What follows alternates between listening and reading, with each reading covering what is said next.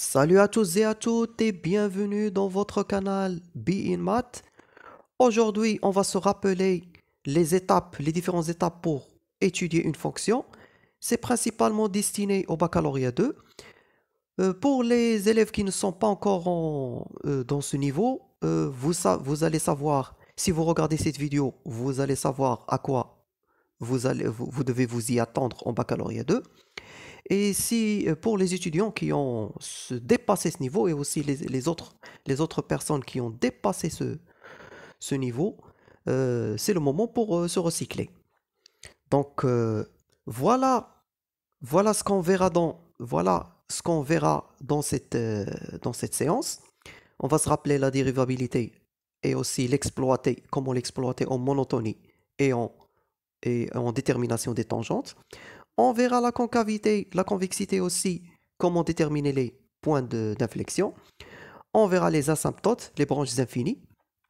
Puis enfin, des éléments de symétrie qui vont nous faciliter les choses. On dira donc qu'une fonction est dérivable en un point A si la limite de f de x, alors si la limite f de x moins a sur x moins a, la limite de ce rapport existe et finie.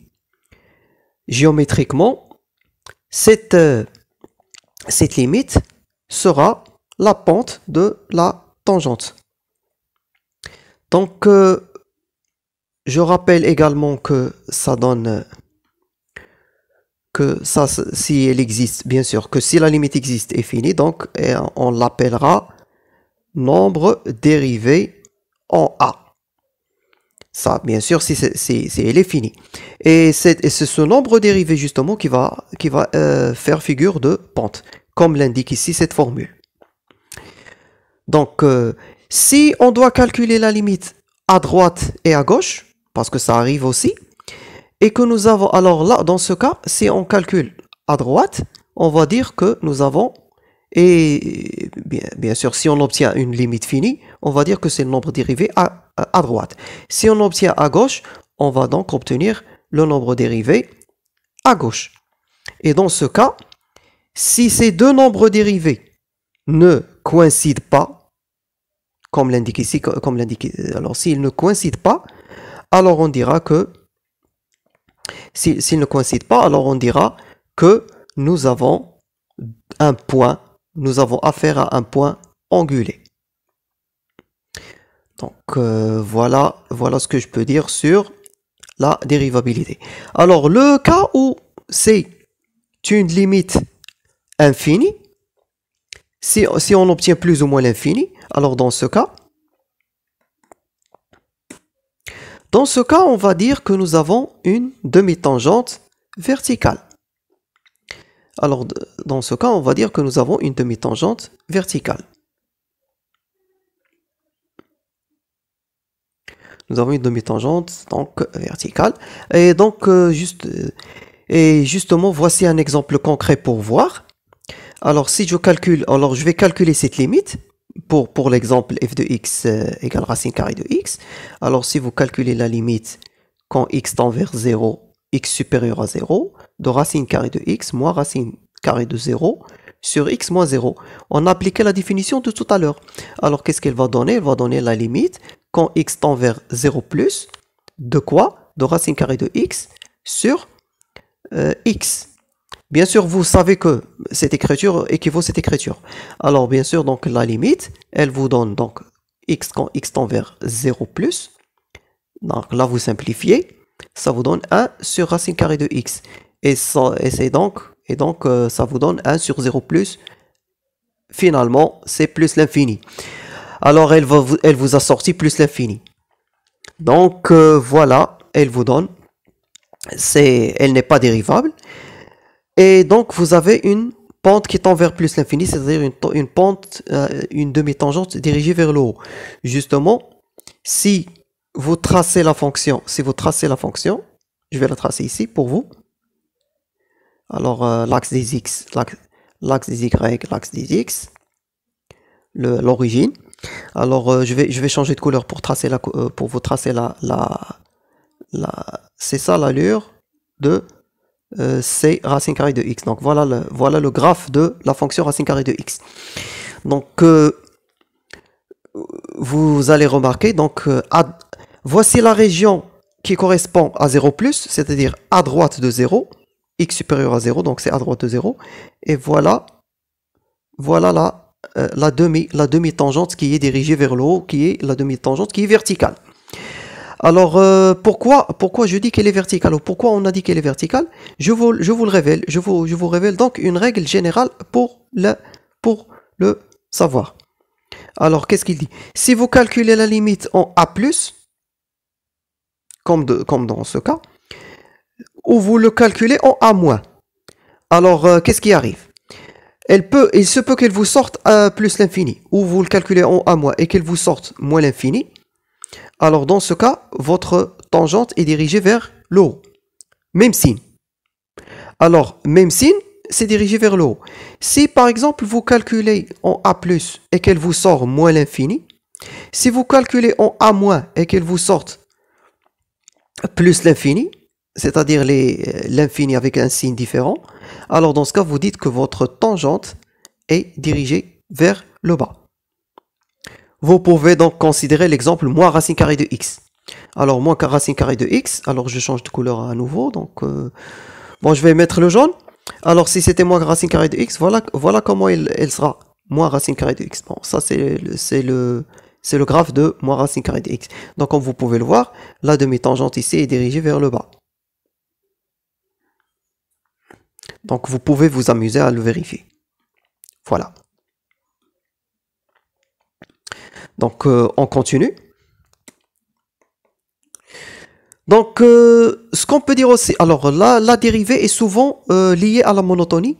Et donc, lorsque votre fonction, lorsque vous étudiez le signe de votre fonction, vous trouvez que si vous trouvez qu'elle est positive, alors elle est croissante sur l'intervalle i, un intervalle i qui est une partie du domaine de définition. Si vous trouvez qu'elle est négative, alors votre fonction est décroissante. Si elle est nulle, alors votre fonction est constante. Voilà. Maintenant, on va voir ce que c'est qu'un extrémum. Un extrémum, donc supposons que nous avons I un intervalle de l'ensemble du domaine de définition. Alors, un point A est un extrémum. Un point A est un extrémum si il annule d'abord la première dérivée. C'est-à-dire f'A est un extrémum si f' de A est égal à 0.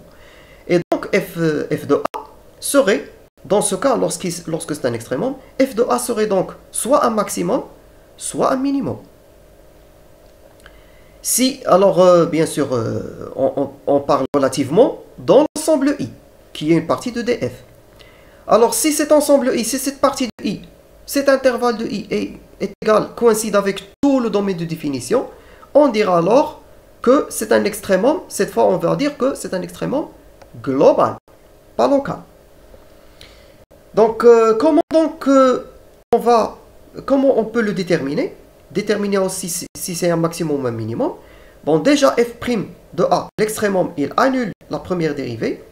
Et bien, s'il donne un nombre positif avec la deuxième dérivée, c'est un minimum. S'il donne un nombre négatif avec la deuxième dérivée, c'est un maximum. S'il donne également un nombre nul, tout comme la première dérivée, alors là, on va utiliser ce qu'on sait sur la comparaison pour trouver est-ce que f de A est un maximum, est-ce que ce f de A est un maximum ou un minimum. Une remarque intéressante, c'est que les extrémums correspondent à des points avec des tangentes horizontales. Pour vérifier ceci, je vous invite à me suivre dans ce brouillon. Eh bien, on se rappelle d'abord l'équation de la tangente en A. Alors, l'équation de la tangente, c'est y égale x moins a, facteur de f' de A, plus f de A. Ça, c'est la règle. On est censé la connaître par cœur. Donc, un extrémum, ça, d'après la définition, un extrémum, par définition, bien sûr. Alors, par définition, qu'est-ce qu'on a? On a f' de A est égal 0. Donc, qu'est-ce que vous obtenez ici? ici c'est A. Donc, bon, je le réécris, j'insiste que c'est un A pour que vous n'ayez pas de confusion avec 0. Alors, voilà, donc puisque f' de A est égal à 0, ça veut dire que cette partie va devenir nulle. Donc, il ne nous restera plus que y. Voici donc votre tangente. Elle sera donc y égale f de A. Et ça correspond, et ça, c'est horizontal. Alors, horizontal, on peut dire horizontal. Mathématiquement, je préfère dire parallèle à l'axe des x.